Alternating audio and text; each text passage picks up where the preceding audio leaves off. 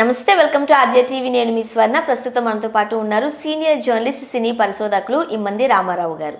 నమస్తే అండి. నమస్తే అమ్మ. రామారావు గారు, రీసెంట్గా ఎక్కడో ఒక ఇన్సిడెంట్ విన్నాను నేను. అప్పట్లో హరినాథ్ గారు కాకినాడలో చాలా పెద్ద సంచలనమైన పని ఏదో చేశారంట. చాలా రోజులు దాని గురించే, అప్పుడు మీడియా లేదు కాబట్టి సరిపోయింది, కానీ మీడియా ఉంటే చాలా పెద్ద ఫోకస్ అయిపోయి ఉండేది అని ఏదో విన్నాం. సో ఏం జరిగింది అప్పుడు, ఏంటి అంటే ఇక్కడ నాకు కాకినాడలో నేను చదువుకున్నాను. కాకినాడ పిఆర్ గవర్నమెంట్ కాలేజీలో చదువుకున్నప్పుడు బాగా నేను ఈ నాటకాలు, వీధి డ్రామాలు, రికార్డింగ్ డ్యాన్సులు బాగా చూస్తుండేవాడిని. కానీ కాకినాడలో చాలామంది తెలుసు, అంటే మొత్తం అన్ని వీధులు అన్ని బాగా అంటే బాగా ఉండేవాడిని. అంటే ఒక ఫోకస్డ్గా ఉండేవాడిని. ఏదైనా పని చేస్తే ఆర్గనైజ్డ్గా చేసేవాడిని. ఎప్పుడు ఏ సంవత్సరంలో? 1974. 74లోనా? 71, 74. ఓకే. అంటే నేను 70లో జాయిన్ అయ్యాను. బిఏ లిటరేచర్ 2 years చదివిన తర్వాత నెక్స్ట్ ఐ కేమ్ టు బీకా అన్నమాట. ఎందుకంటే నేను చదివితే నాకు ఆదాయం వచ్చేది. చదివితే నాకు హాస్టల్లో సీటు, ఫ్రీ భోజనం, ఫ్రీ లాడ్జింగు.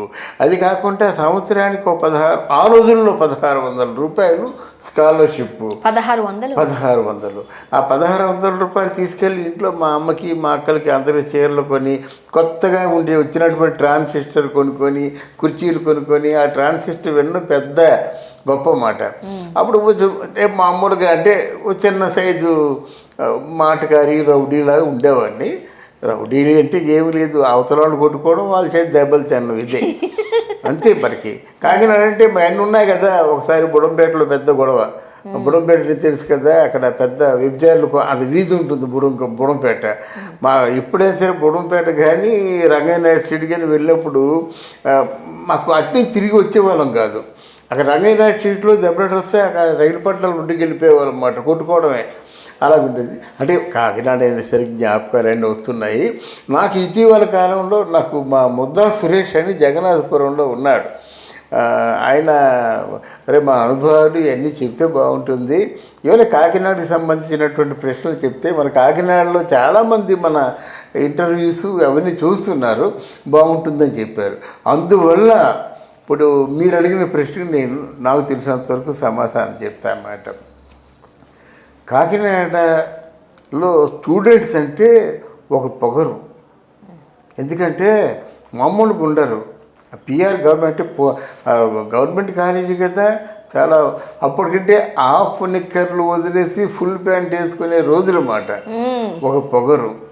అమ్మాయిలు కో ఎడ్యుకేషన్ అప్పట్లో కో ఎడ్యుకేషన్ అంటే అమ్మాయిల కోసం అబ్బాయిలు తయారవడం, అబ్బాయిల కోసం అమ్మాయిలు తయారవడం. చాలా పెద్ద కాంపౌండ్. అక్కడ మన ఇది గవర్నమెంట్ హాస్పిటల్ ఉంది కదా, ఎదురుకున్నదే కాలేజీ. అవి ఎంత కాంపౌండ్ వాళ్ళు అంటే ఎన్ని ఎకరాలు ఉంటుందో తెలియదు, కానీ పెద్ద కాంపౌండ్ వాళ్ళు. అందువల్ల చాలా బాగా మెజెస్టీగా ఉండేవాళ్ళం అప్పుడు. అక్కడ మేము వెళ్ళే కొత్తలో vote for president Harinath Raju అని గోడ మీద చెక్కు ఉండేది. ఒకసారి నేను మా ఫ్రెండు వాళ్ళందరినీ, వాళ్ళ నాన్నగారు కూడా పిఆర్ గవర్నమెంట్లో చదువుకున్నారన్నమాట. ఏంటి vote for Harinath Raju, vote for president Harinath Raju అని అంటున్నారంటే అప్పుడు చెప్పాడన్నమాట. కాకినాడలో ఇంచుమించు ఒక 55-60 మధ్య ఒక పెద్ద మనకి అంటే ప్రపంచ యుద్ధం జరిగిందన్నమాట. అక్కడ మనకి 3 ఉన్నాయి. సిటీ ఎంపోరియం ఉన్నాయి కదా, మా ముగ్గురు బ్రదర్స్ 3 సిటీ ఎంపోరియం అని పెట్టారన్నమాట. హర్నాథ్ షాపింగ్ చేస్తుండగాను సిటీ ఎంపోరియం జంక్షన్లో అంటే అక్కడ ఆ ఓనరు ఎవరో స్టూడెంట్స్ని కొట్టారన్నమాట. స్టూడెంట్స్ని కొడితే ఇంకా హర్నాథ్ వచ్చేసి ఉల్లిపాయ బాంబులు, అదే ఫేమస్ ఆంధ్రాలో. పైకి ఉల్లిపాయలా కనిపిస్తుంది, ఆ ఉల్లిపాయలు విసిరి కొట్టినట్టయితే బ్లాక్ అయిపోవడమే.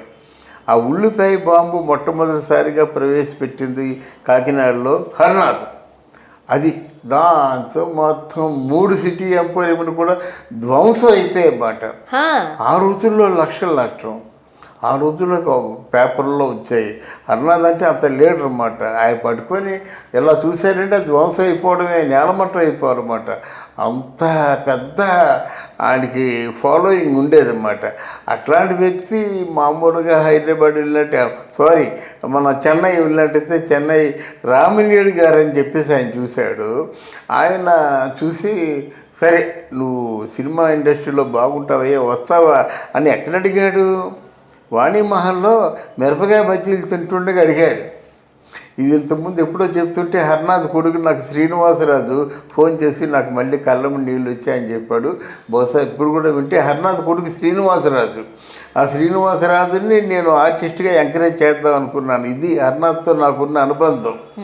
హర్నాథ్ నేను చాలా క్లోజ్గా ఉండేవారు. అది ఎంత క్లోజ్గా ఉండేవారంటే హర్నాథ్కి ఎప్పుడైనా బోరు కొట్టినట్టయితే రమాప్రభ ఇంటికి వచ్చేసేవాడు అన్నమాట. నేను ఎప్పుడు రమాప్రభ ఇంట్లో ఉండేవాడిని, ఏదో రాసుకుంటూ ఉండేవాడు అన్నమాట. చెప్పొచ్చేది ఏంటంటే హర్నాథ్ కాకినాడలో పెద్ద స్టూడెంట్స్ యూనియన్ స్థాపించాడు. స్టూడెంట్స్కి ఒక పెద్ద గుర్తింపు మాట. స్టూడెంట్స్ ఏమైనా చేశారంటే అక్కడ కాకినాడలో పోలీసులు జోక్యం చేసుకోరు. అంత పెద్ద అంటే గొడవలు సృష్టించాడు.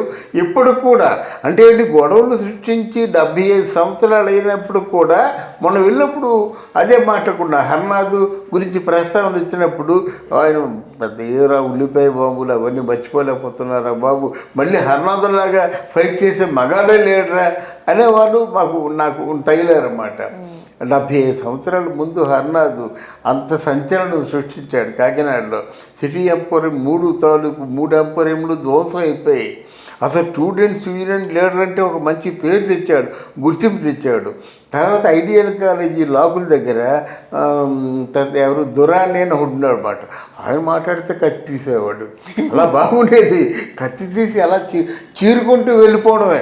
నేను చెప్తుంది కాకినాడలో అందరికీ అర్థమవుతుందన్నమాట. కానీ ఏదేమైనప్పుడు కూడా అదొక వయసులో గొప్ప థ్రిల్లింగ్గా ఉండేది.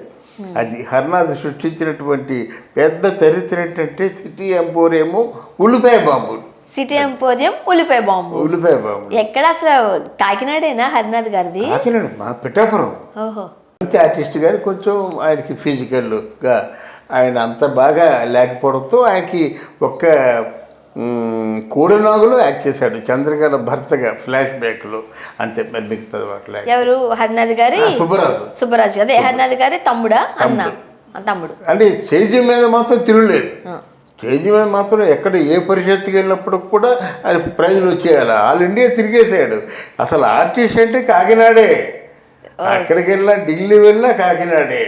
మామూలుగా ఎన్ఆర్ నంది తాలూకు నాటకం ఇది మరో మోహన్జోదారో ఎంత బాగా చేసేవాడు Harnath. Thank you so much అండి. పాత విషయాలు మరొకసారి గుర్తు చేశారు. నాకు అసలు ఒళ్ళు నిలవదు పాత విషయాలు మాట్లాడుతుంటే. అందువల్ల వాళ్ళు చెప్పన్నారు నిజంగా చాలా గొప్ప విషయాలు. పాత వాళ్ళకి చాలా ఆనందంగా ఉంటుంది. ఇది నాకు తప్ప మిగతా వాళ్ళకి తెలియదు. మిగతా వాళ్ళు హర్నాథ్ తాలూ సిటీ ఎంపోరియం గొడవలు ఏం చెప్తారు, నా బంద ఏం చెప్పలేరు. థ్యాంక్ యూ అమ్మా, థ్యాంక్ యూ వెరీ మచ్.